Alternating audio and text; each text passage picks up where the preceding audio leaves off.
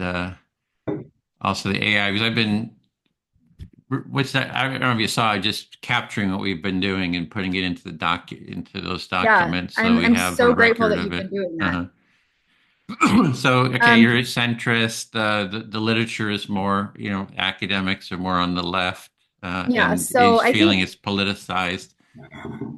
and I think that it's something like 4 to 1. So for every one conservative academic, there are four liberal academics. And so it's definitely a very biased group of people who are doing the research on politics and empathy. And so it paints a picture of conservatives that is very, very negative, like aversive to, they're very closed to anything outside of their in group, only looking for the what's good for their group. There's a term that's threat bias. You're motivated by fear. Let's see, what are some of the other things that came up? Very low empathy. And when exposed to conflict related violent media, um, the this was an interesting study. The liberals, their empathy went up for the people who are in out groups, whereas it went down for people on the conservative side. And so, something that's do you want to turn this into an empathy circle and like reflect back, or how do you want to run today? I don't know. It's either way. I have no preference. Okay. Did you find it helpful to have a? I do find it helpful. I also Okay. just wonder, I actually have a meeting at noon, and so I Okay. don't know that I How have long time is for a that? full. Oh yeah, that's we have 40 minutes. Oh, okay. That's not a lot of time. So yeah, if we just discuss then, because it'll take, if we have more time another time, we could do the empathy, do Yeah, and active I do think that listening. there's a lot of value in Hmm. that. Um, but what concerns me is that I do think that there are good things on both sides of the political spectrum. I do believe that there is value in having convictions to values. So there's a book that I read last summer that's called In Praise of Intransigence.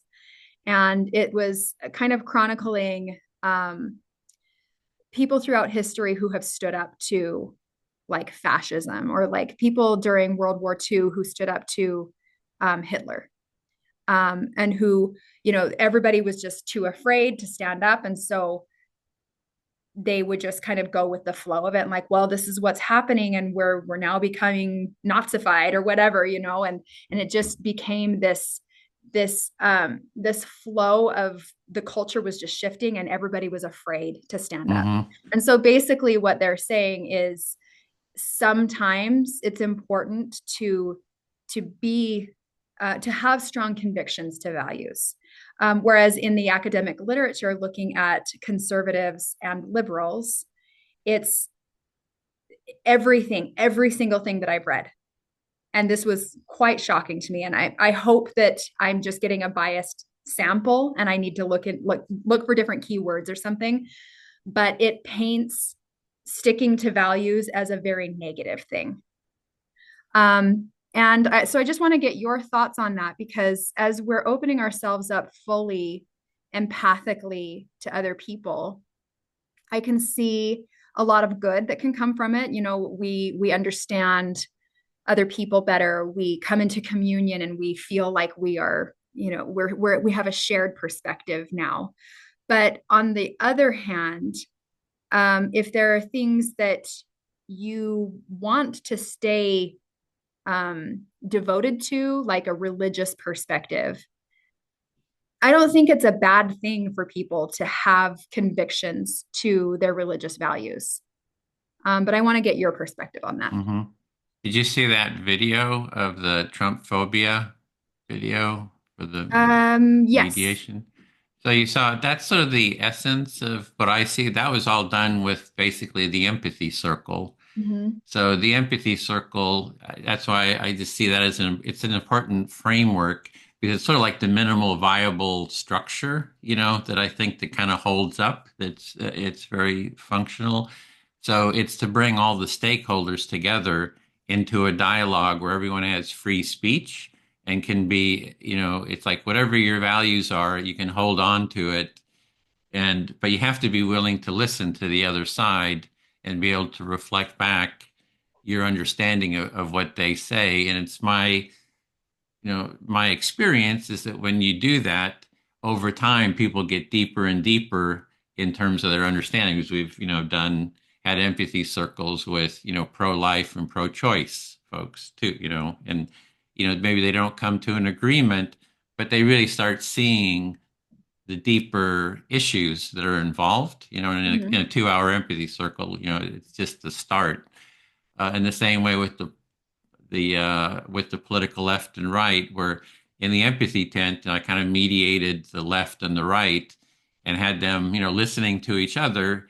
And so it creates that space. The empathy is just that space in between where we just have to listen to each other and hear what those values are, at least, Mhm. instead of, immediately putting up walls and all the stereotyping and so forth. And from that, my sense is that you can negotiate some kind of you get an understanding, you can negotiate some kind of a step forward. You come up where everyone's, needs, feelings and needs are sort of considered, and you try to find a solution that addresses everyone's needs. So it's not like you're giving up your values. You're kind of going deep enough to find out where we have those common values, and then we have a starting point, to negotiate some kind of agreement, going forward.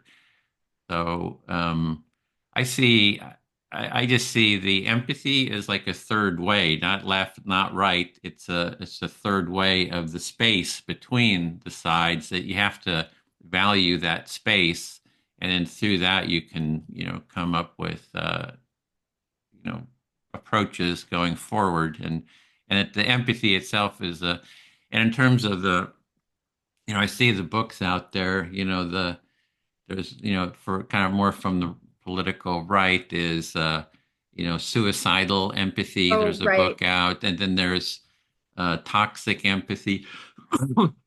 And the criticisms they have, I actually agree with. But it's like I kind of see those criticisms. It's not the fault of the problem with empathy. It's actually an empathy deficit.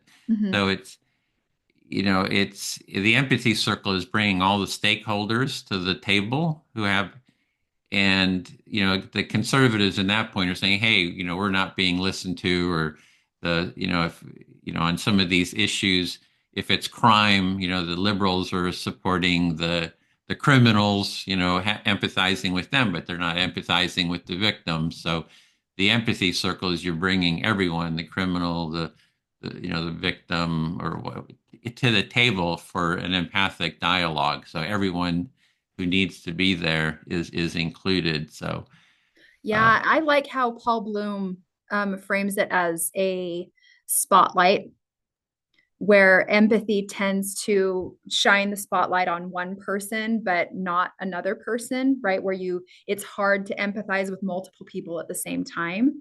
And I think that that's probably what's happening when we have political polarization is it just depends on who we're empathizing with whom we're empathizing, I guess I yeah. would say that. Um, and, so if we're concerned about immigration, and people, driving down minimum wage or whatever, or taking away jobs from people in the U.S.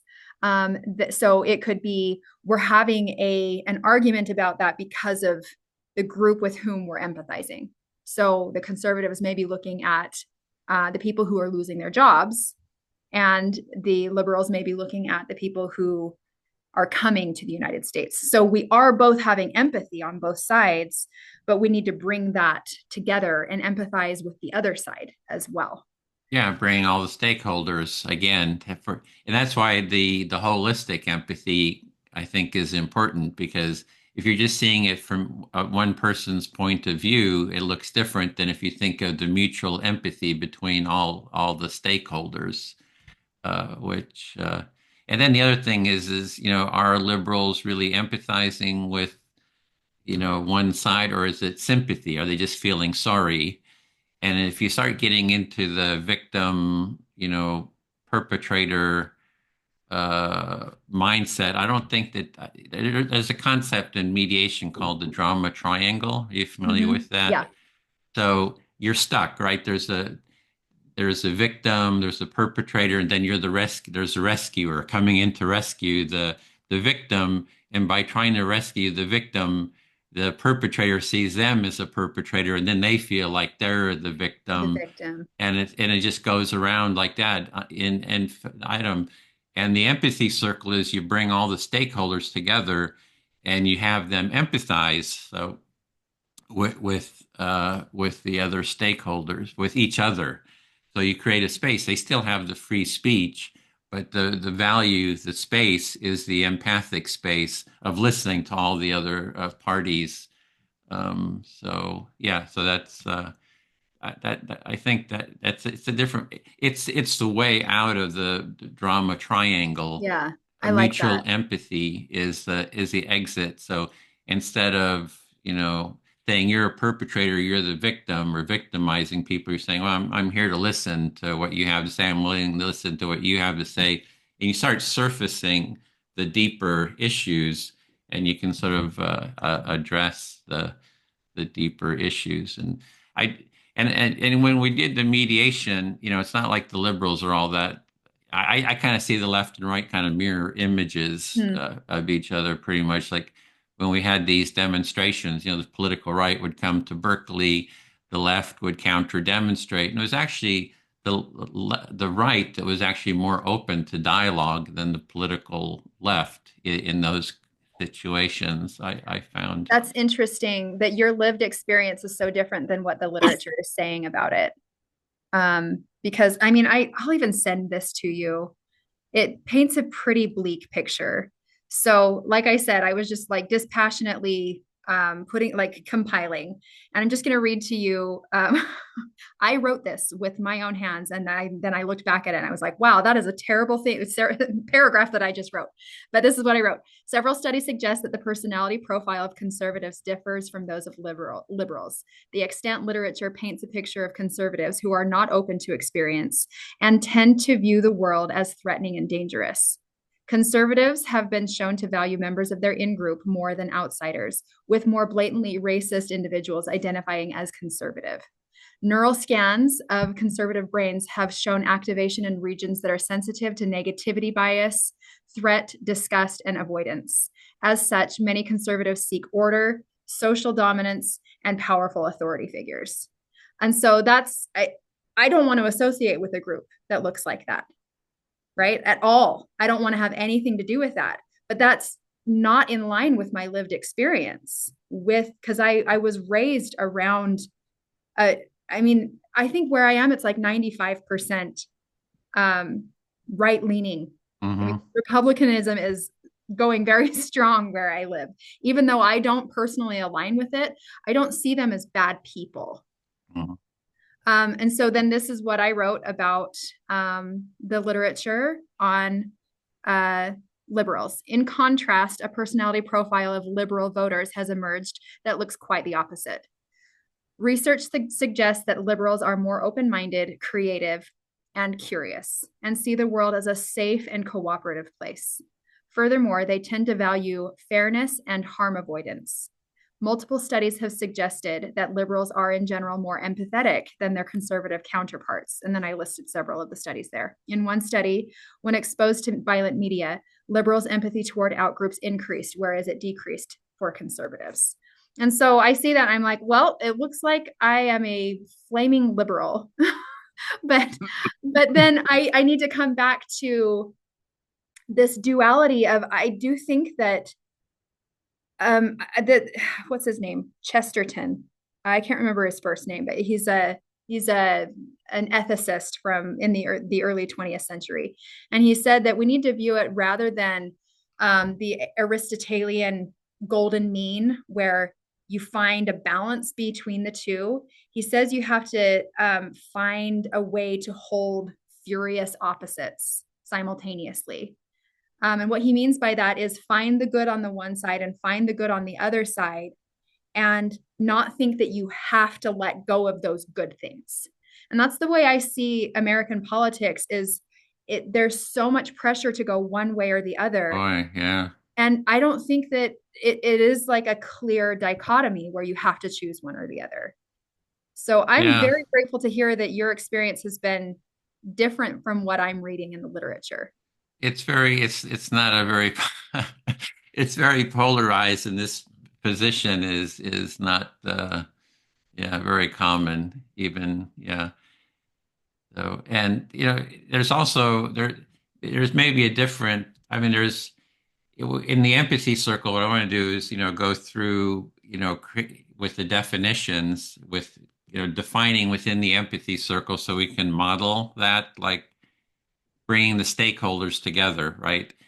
Uh, so take a topic, bring all the stakeholders into an empathy circle, and you can model a holistic empathy because everyone's there. If you have the illegal immigrant, the liberal, the conservative, people impacted, and they're all in a dialogue, listening, to eat empathically, listening to each other, and yeah, so that's sort of the essence of it's sort of like what I was hoping is with conservatives, if there's tradition, that empathy becomes a tradition, right? Mm-hmm. It's like, oh, and it is sort of a tradition too, that it is sort of the core of democracy is saying that we can listen to each other, we can work out our issues. And I think it's an empathic space that happens in. And the empathy circle is just sort of like training wheels or like a Yeah, crutch to I help agree. That's so that to great. happen. And it's a minimal viable sort of a crutch. It's a Mm-hmm. minimal working crutch that you can kind of build on. It gives a starting place. And I've just seen it happen. If you saw those videos, I had the political left and right, like 6 pairs that we mediated in Los Angeles. And of those 5 pairs hugged each other at the end. I kind of helped. I hugged each person, then they hugged each other. Oh, that's great. But it's in the video too, Yeah. and on the other side, they're screaming and yelling at each other, and the police are keeping them. Other side of the street, the police are keeping them apart. So I know it works. It can work, but it's yeah, it's and then you even have there's other issues too, like there's all this racism and anti-racism, and sort of my approach is you want to empathize with racism. So have an interview with Daryl Davis. I don't know if you know him, but Mm-mm. it's called Empathizing with Racism. And let me bring that up, Davis. So instead of being against something, you're kind of empathizing with it. So which is another concept you don't hear a lot. But Yeah, he that's he interesting. he really got it. Daryl Davis, he's if you read about him, he has like a podcast, millions of views, and has been written up in the New York Times. Just that he sort of listened, sat down with the KKK, sort of befriended KKK members, and then through his friendship and his listening, they said, "Hey, I was totally wrong about, black people," and This guy? yeah, I just put the Okay. link in. Oh, I put it in the wrong area. Okay. Yeah, because I Um, was waiting for a link and didn't see yeah, it. I put it into the AI chat. So if you see that. So Interesting. empathizing with racism, empathy is not agreement, disagreement, sympathy, judgment, racism, or anti-racism. Empathy equals empathy, deep listening, seeing our common humanity. So anyway, so he really got the, that because he lives it, and he has something like 200 KKK robes of people that left the Oh, KKK and gave him their I robes. have read about him. Hmm. Yes. Okay. And he's made like some serious, amazing lifelong connections with people. Yeah, Okay. with Yes, I've read KKK. about him. And it's through his listening and his befriending people who would generally be seen as the enemy and they're terrible people. We have to suppress them.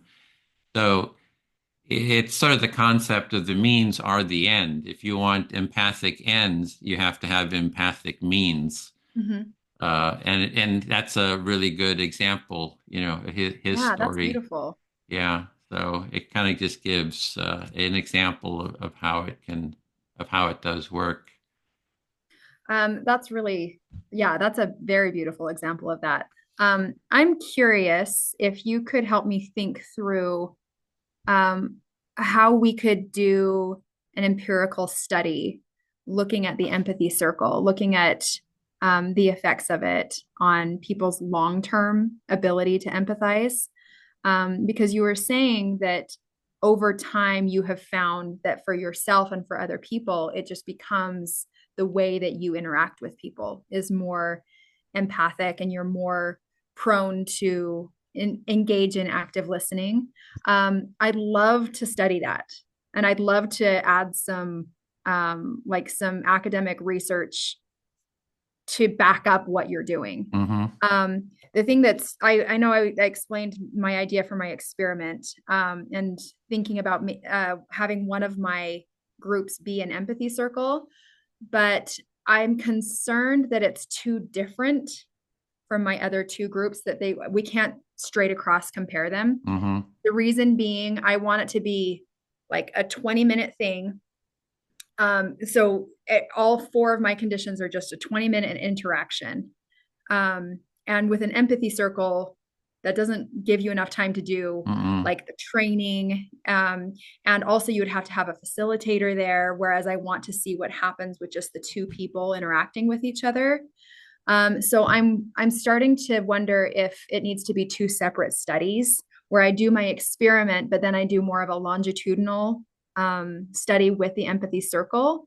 And it could maybe be with some of the people that you have worked with, and like you hold an empathy circle, several empathy circles, and I would do maybe some measures before, like measure their level of empathy and maybe a few other measures before and then also directly after the empathy circle, and then also maybe like a month later Hmm. just to get some residual effects of it to see if they're maintaining those higher levels of empathy. Do you think that would be something that would work? Yeah, I'd have to see it, kind of more articulated. I do know people have talked, we have, like when we do, let me see if I can find it, empathy circle. Um, like here are benefits if you go to that, and then you see there's a bunch of sub pages of people who just reported their experience in short, sort of blurbs. Uh, Is it these different benefits? yeah, but Okay. there's a. Let me just I can show that on the screen. Uh, yeah, so if you go on the side here, say benefits, and you go through. These are sort of testimonials, that people just gave short comments that like I really enjoyed the circle process because I listen to people in a way that is so much harder to do outside of this Mm-hmm. process. So anyway, there's a lot of sort of benefits that people have mentioned. It's a little bit of a giving the feedback. Yeah. I do know when people there was I remember one woman, she mentioned that when she did the empathy circle, then she would talk to her father, who usually she has kind of issues with. She had more sort of resilience to just listen to him. So there was sort of that aspect to it. Yeah, I guess those are the sort of the outcomes you're looking at. Yeah, What's the that's definitely there. uh And within psychology, there are different ways to operationalize, and we can look at it qualitatively, which is like taking those open-ended comments that people give. And then there's also specific scales that we use that are like validated, like that have been shown to really get at what is empathy. And I mean, I have thoughts on that as well, because I think that we're not actually getting at empathy. So I actually am looking at creating my own scale. Um, but that's pretty brash of me to assume that all of these researchers for the past 50 years have gotten it wrong. But there are a lot of things that it leaves you wanting to understand it more when you get into things like Paul Bloom's book, where he operationalizes it as this affective emotion contagion experience Uh-huh. that is, all about the personal distress. I think that's problematic. And in a lot of the scales, it actually is operationalized that way to include those kinds of things. And I don't think that that's what we're talking about here. Yeah. It gets Um, so confusing. You don't know what the heck people are, we've talked, mentioned that. You don't know what they're talking about. Yeah. yeah. So, Ironically, uh, as we're talking about empathy being the thing that should help us to understand each other better, right? yeah. Well, Um, that's why I'm wanting to do the definitions to at least create the scope of this is how I'm defining empathy, the process of sensing into the experience of other, the holistic empathy, a group sensing into each other. So there's a group quality to it. I love that. And then there's a sensing into your own experience as well. So it's a larger sense of the quality of how we sense into life almost. Are we sensing into life in judgmental way, in a detached way, in a uh, yeah. So there's a whole quality of being, almost a way of being. It's a way of being. Yeah. Yeah, I agree with you. I think, that reminded me that we had talked about maybe one of my academic friends coming and joining us Hmm. from one of these meetings. And I talked with her on Friday, and she said that she can join us for a meeting on, I think it was the 25th. Okay. Her name is Lee Wong. Hmm. And what university is she at? Somewhere in the Midwest. I can't remember. And she's excited to hear what you've been working on and provide her insights as well, based on kind of looking at it from this holistic perspective, like you're talking about, where it's more of a holistic feeling into your experience in with others and with yourself. And that's really a lot of what she's getting at as well. She's using different words for it, but I think it's very similar to Hmm. what you're talking about. Yeah, and So there's the other aspect. Well, the what I'd like to do is, do have kind of explain the model, the basic model, and then it's framed within the context of an empathy circle, so that when we're talking about the different aspects, like we're talking about Paul Bloom's definition of empathy, that we can, in an empathy circle, we can role play it. You mhm. know, it would be like coming into an empathy circle, saying, "I'm so angry, I'm so pissed off," and then and you're the speaker and I'm the listener. And in me, instead of saying, "Oh, I hear you're upset, you're angry," I'm here to hear more. It's like I am so pissed off too. I'm like Hmm. angry, and I don't listen to you anymore. I Right. just reflect back. I kind of take on for whatever, whether it's emotional contagion or just as a reaction.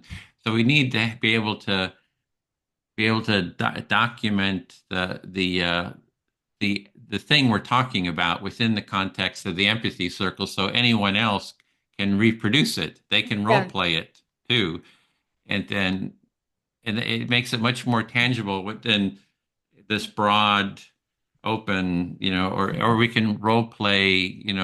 What do they mean by toxic empathy, or uh, suicidal empathy, those books. Well, let's role play what they're talking about. And the one, this suicidal empathy, is the one I think that is like not empathizing with all participants. So it's showing you can role play, well, bringing all the participants into an empathy circle. You bring the illegal immigrant or undocumented person, you bring someone who's maybe lost their job or something. You're bringing them all in. They're empathizing with each other, so you can actually model it and role play, and then specifically point within. And it also kind of helps build the empathy circle as a foundational practice. Hmm. And then there's all the blocks. There's what they call the roadblocks to empathy. So you can go through judgment, or one-upmanship, or just there's a whole bunch. I mean, it's already in the literature in terms of the blocks, the roadblocks to empathy. And I've got lists of Yeah, and those have you too. compiled literature on that? Because I'd love to see that as well. Um, yeah, there's I think I'd mentioned Thomas Gordon. If you let's see, let me bring this up. Um, this is a good book. This is like from Thomas Gordon and what's she? In private discussions. Oh, there it is, Dropbox. And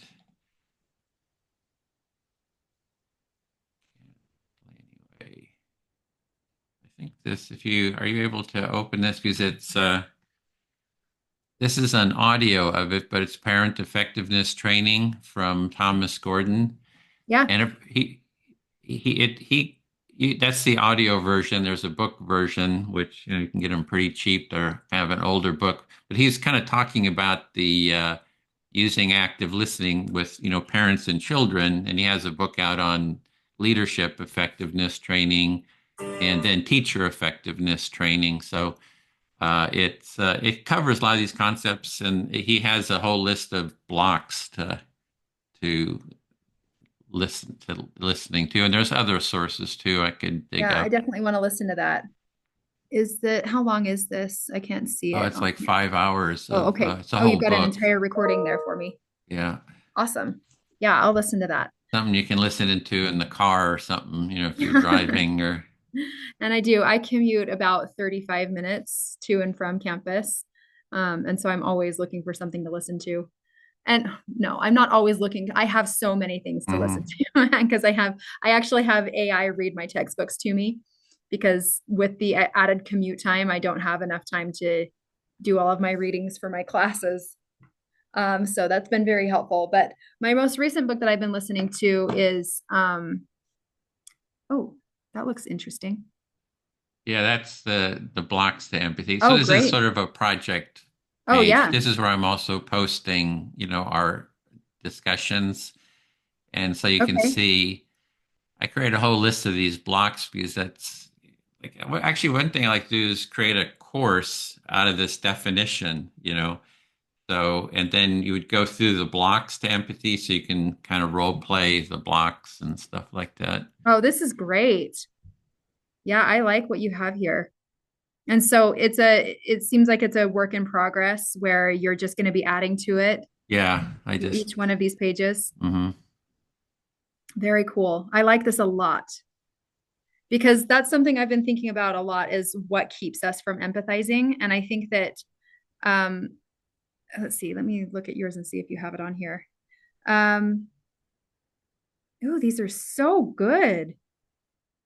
If you look at there's a whole body of work from, Rogerian, from Thomas Gordon, I think created a lot of these, the NVC community added. So that from the practitioner point of Hmm. view, they developed these Yeah,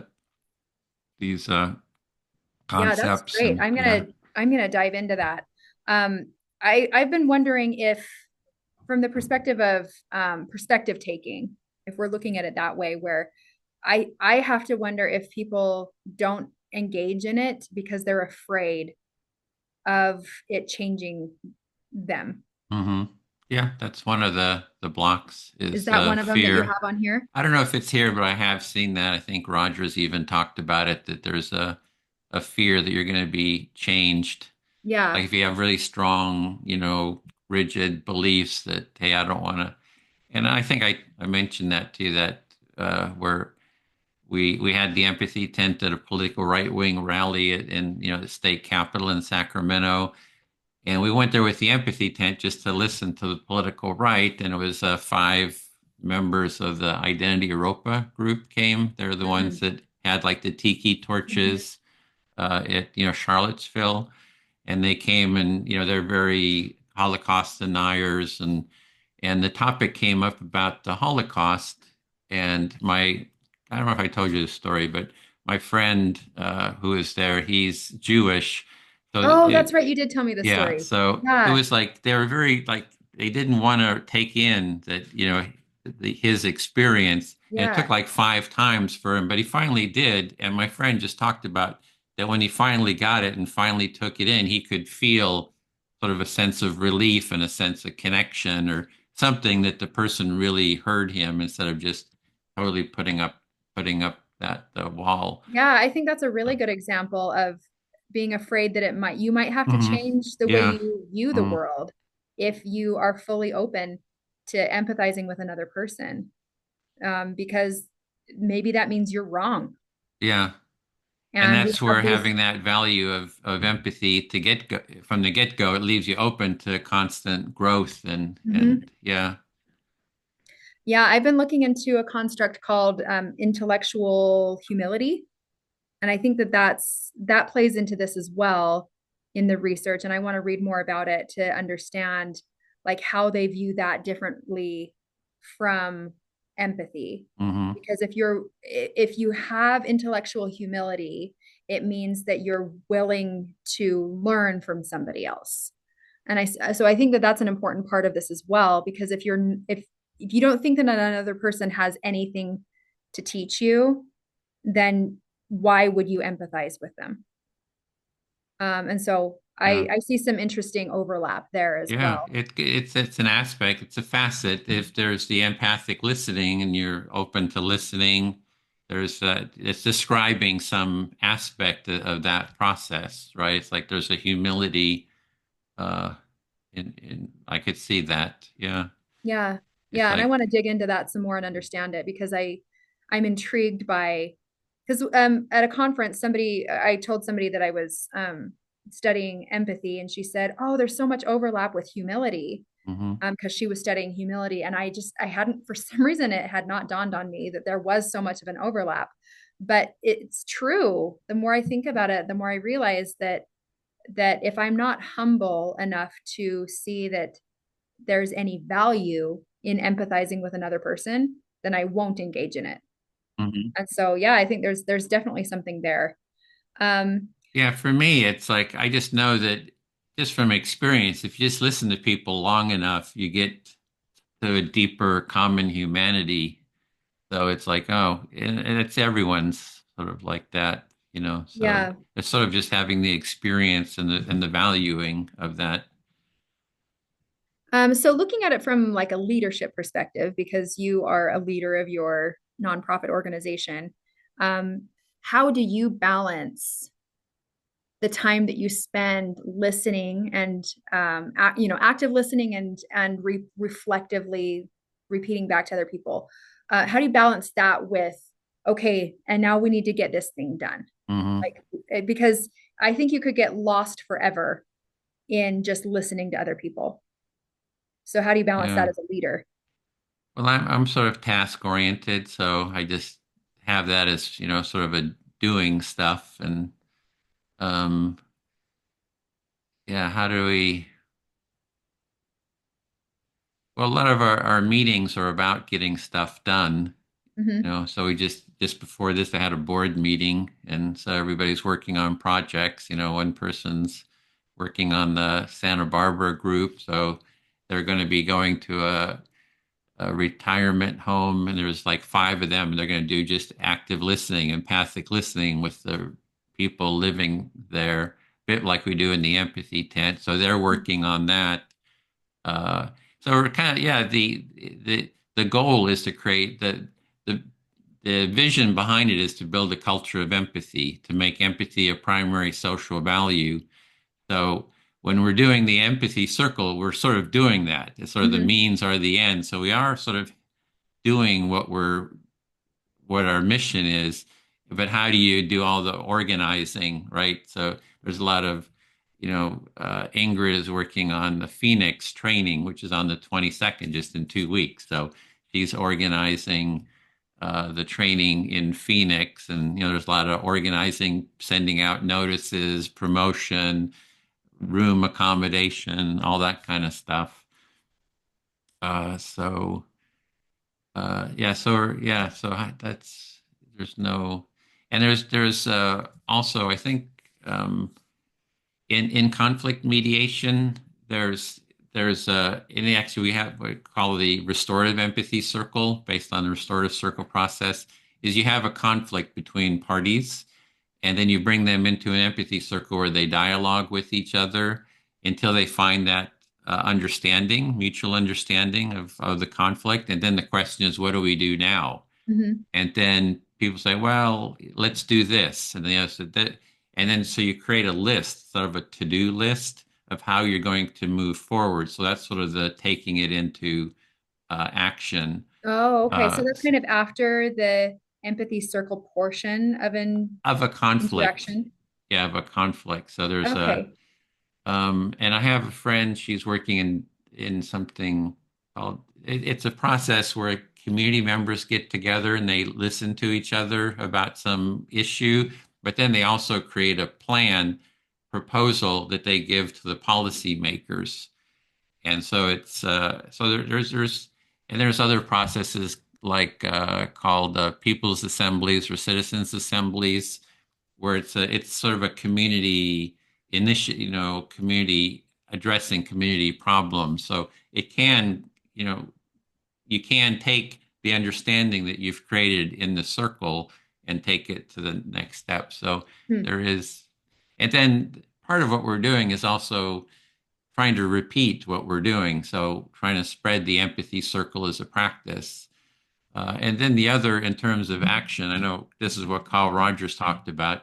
That when you do an empathy circle and you have a new insight, a new sense of identity develops, that change happens in you, that is affecting all the actions you're taking going forward. Hmm. If you see, if you see, if it's a racist thing, right? So that person who is, that Daryl Davis listened to, he had a change. Like, hey, I was wrong about my judgment of black people, and he gave up his Ku Klux Klan robe to Daryl Davis. And going forward, his actions are totally different, right? He's no longer kind of judging, so judgmental and being actively so that there's action in that. Yeah. Your personality has changed, so all your actions sort of going forward are incorporating that new sense of your identity and understanding of the world. So Hmm. yeah, so those are Yeah, I all like that. action oriented. So it's not just we're just self-centered, just sitting here twiddling our thumbs or something. Yeah, because it is a balance. And I don't know that, and like I said earlier, with I don't think it should be one or the other. Like in politics, I think it doesn't have to be you either sit and listen all day or you get stuff done. Like I think that's how you get stuff done, Hmm. right? It's how we work more effectively together as teams and leaders with subordinates, and we it brings everybody to an equal playing field. Yeah, so that's Yeah. another practicality of it. Yeah. I mean, that's what you're saying. You want to do something that's practical, that works. And I mean, we talked about that before. So, Yeah. I've got to go because I got this other okay. meeting. But I would love to put a bug in your ear to think about how I can benefit you and your mission. Yeah, Um, I would love to get involved with your board or great. with getting trained and Hmm. maybe bringing the empathy circle to where I am. So just be thinking about that maybe this week. I want to benefit you like you're benefiting me. Hmm. Oh, great. Yeah, that would be. And one thing would be is to I can go through the basic model of the empathy definition, because that's what I'd like to kind of refine and keep Mhm. refining that. And then when we have these discussions, that we're able to point back to ground what we're talking about Yeah. within the context of the empathy circle, so that can keep growing. Because I think I see that as a practical, functional,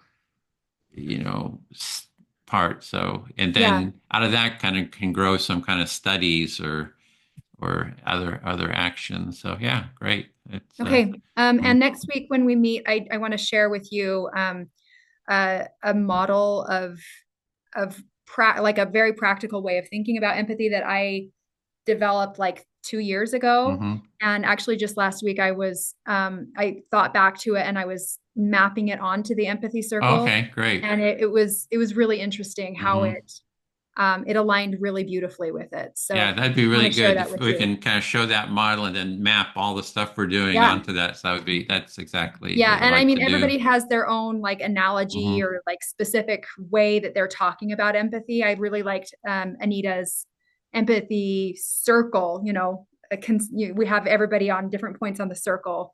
Her analogy last week, and I like that we all have different ways of looking at it and conceptualizing it for ourselves. And I think that bringing those together and seeing how they map onto it is going to Hmm. be very Yeah. interesting. And that's what I like to do too, is be able to have that model and then map all the different definitions that you come across. Like, how does this fit Yeah, into, yeah. So then I think that just helps with clarity yeah, I agree. and like Dan Batson, was saying, it's like everybody's got these different definitions. You just have to share yours Yeah, and this is then the be one we're working consistent. with. Yeah. Yeah, I like that. Okay. Well, great. All right. So I'll see you next week All then. right. Sounds good. Mhm. Yeah, thanks. Bye. Bye.